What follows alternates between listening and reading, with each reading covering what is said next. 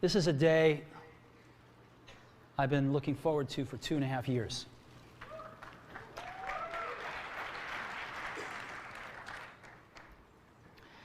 Every once in a while, a revolutionary product comes along that changes everything.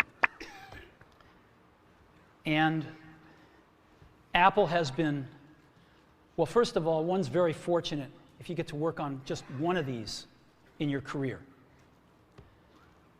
Apple's been very fortunate. It's been able to introduce a few of these into the world. In 1984, we introduced the Macintosh. It didn't just change Apple, it changed the whole computer industry.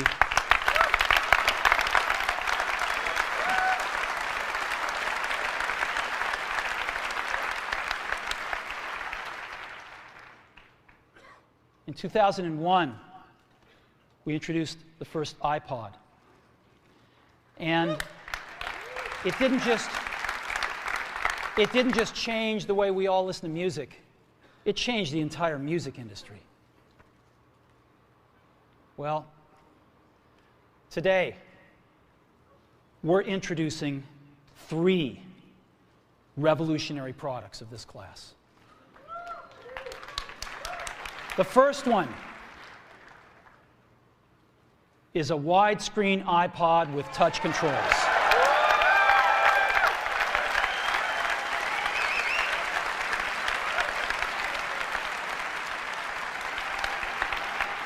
The second is a revolutionary mobile phone.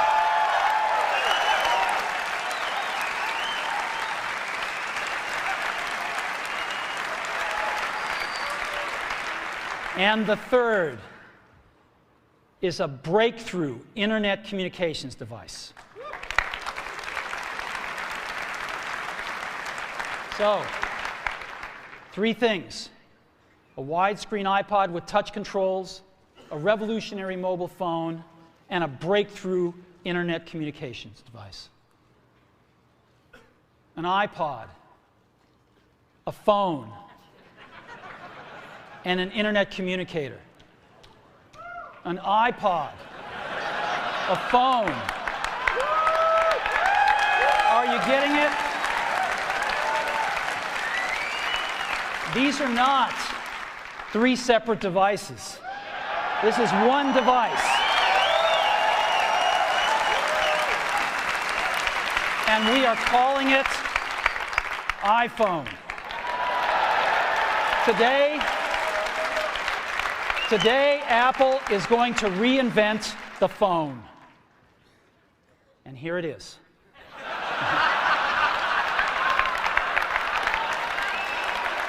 No. Actually, here it is, but we're going to leave it there for now. So, before we get into it, let me talk about a category of things. The most advanced phones are called smartphones, so they say. And they typically combine a phone plus some email capability, plus they say it's the internet, sort of the baby internet, into one device, and they all have these plastic little keyboards on them. And the problem is that they're not so smart, and they're not so easy to use. So if you kind of make a Business School 101 graph of the smart axis and the easy-to-use axis, phones, regular cell phones, are kind of right there. They're not so smart, and they're not so easy to use. But smartphones are definitely a little smarter, but they actually are harder to use. They're really complicated. Just for the basic stuff, people have a hard time figuring out how to use them. Well, we don't want to do either one of these things. What we want to do is make a leapfrog product that is way smarter than any mobile device has ever been and super easy to use. This is what iPhone is. Okay? So, we're going to reinvent the phone. Now, we're going to start with a revolutionary user interface. Is the result of years of research and development. And, of course, it's an interplay of hardware and software. Now, why do we need a revolutionary user interface? I mean, here's 4 smartphones, right? Motorola Q, the BlackBerry, Palm Treo, Nokia E62, the usual suspects. And what's wrong with their user interfaces? Well, the problem with them is really sort of in the bottom 40 there. It's this stuff right here.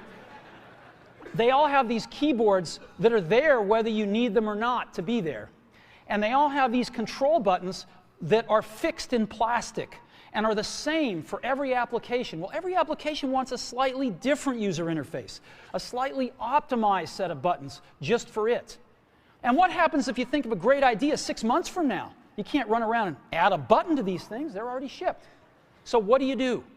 It doesn't work because the buttons and the controls can't change. They can't change for each application, and they can't change down the road if you think of another great idea you want to add to this product. Well, how do you solve this? It turns out we have solved it. We solved it in computers 20 years ago. We solved it with a bitmap screen that could display anything we want, put any user interface up, and a pointing device. We solved it with the mouse, right? We solved this problem. So how are we going to take this to a mobile device? Well, what we're going to do is get rid of all these buttons and just make a giant screen. A giant screen. Now, how are we going to communicate this? We don't want to carry around a mouse, right? So what are we going to do? Oh, a stylus, right? We're going to use a stylus. No. No. Who wants a stylus? You have to get them and put them away and you lose them. Yuck. Nobody wants a stylus. So let's not use a stylus. We're going to use the best pointing device in the world. We're going to use a pointing device that we're all born with. We're born with 10 of them. We're going to use our fingers. We're going to touch this with our fingers. And we have invented a new technology called multi-touch, which is phenomenal. It works like magic. You don't need a stylus. It's far more accurate than any touch display that's ever been shipped. It ignores unintended touches. It's super smart. You can do multi-finger gestures on it. And boy, have we patented it.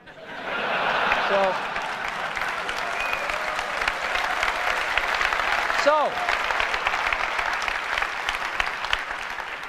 we've been very lucky to have brought a few revolutionary user interfaces to the market in our time. First was the mouse. The second was the click wheel. And now we're going to bring multi-touch to the market. And each of these revolutionary user interfaces has made possible a revolutionary product. The Mac, the iPod, and now the iPhone. So, a revolutionary user interface. We're going to build on top of that with software. Now, software on mobile phones is like baby software. It's not so powerful. And today, we're going to show you a software breakthrough. Software that's at least 5 years ahead of what's on any other phone. Now, how do we do this? Well, we start with a strong foundation. iPhone runs OS X. Now,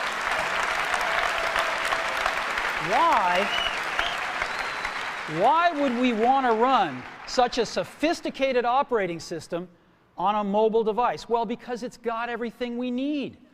It's got multitasking. It's got the best networking.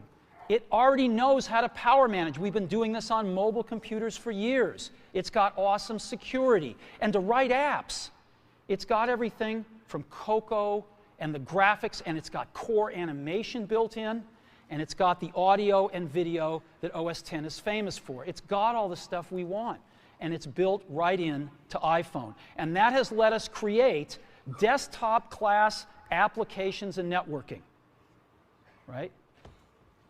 Not the crippled stuff that you find on most phones. This is real desktop-class applications. Now, you know, one of the pioneers of our industry, Alan Kay, has had a lot of great quotes throughout the years. And I ran across one of them recently that explains how we look at this, explains why we go about doing things the way we do, because we love software. And here's the quote. people who are really serious about software should make their own hardware. You know? Alan said this 30 years ago, and this is how we feel about it. And so we're bringing breakthrough software to a mobile device for the first time. It's 5 years ahead of anything on any other phone. The second thing we're doing is we're learning from the iPod, syncing with iTunes. You know, we're going to ship our 100 millionth iPod this year, and that's tens of millions of people that know how to sync these devices with their PCs or Mac and sync all of their media right onto their iPod, right? So you just drop your iPod in, and it automatically syncs. You're going to do the same thing with iPhone. It automatically syncs to your PC or Mac right through iTunes. And iTunes is going to sync all your media onto your iPhone, your music, your audiobooks, podcasts, movies, TV shows, music videos, but it also syncs a ton of data. Your contacts, your calendars, and your photos, which you can get on your iPod today, your notes, your bookmarks from your web browser, your email accounts, your whole email setup, all that stuff can be moved over to iPhone completely automatically. It's really nice. And we do it through iTunes. Again, you go to iTunes and you set it up, just like you'd set up an iPod or an Apple TV. And you set up what you want synced to your iPhone. And it's just like an iPod. Charge and sync. So sync with iTunes. Third thing I want to talk about a little is design. We've designed something wonderful for your hand. Just wonderful. And this is what it looks like. It's got a 3.5-inch screen on it. It's really big. And it's the highest resolution screen we've ever shipped. It's 160 pixels per inch. Highest we've ever shipped. It's gorgeous. And on the front, there's only one button down there. We call it the home button. It takes you home from wherever you are. And that's it. Let's take a look at the side. It's really thin. It's thinner than any smartphone out there at 11.6 millimeters. Thinner than the Q, thinner than the Blackjack, thinner than all of them. It's really nice. And we got some controls on the side. We got a little switch for ring and silent. We've got a volume up and down control. Let's look at the back. On the back, the biggest thing of note is we got a 2-megapixel camera built right in. The other side, and we're back on the front. So let's take a look at the top now. We've got a headset jack, 3.5 millimeter. All your iPod headphones fit right in. We've got a little tray for your SIM card. And we've got one switch for sleep and wake. Just push it to go to sleep, push it to wake up. Let's take a look at the bottom. We've got a speaker, we've got a microphone, and we've got our 30-pin iPod connector. So that's the bottom. Now, we've also got some stuff you can't see. We've got 3 really advanced sensors built into this phone. The first one is a proximity sensor. It senses when physical objects get close. So when you bring iPhone up to your ear to take a phone call, it turns off the display and it turns off the touch sensor instantly. Well, why do you want to do that? Well, 1, to save battery, but 2, so you don't get spurious inputs from your face into the touch screen. Just automatically turns them off, take it away, boom, it's back on. So it's got a proximity sensor built in. It's got an ambient light sensor as well. We sense the ambient lighting conditions and adjust the brightness of the display to match the ambient lighting conditions. Again, better user experience, saves power. And the third thing we've got is an accelerometer, so that we can tell when you switch from portrait to landscape.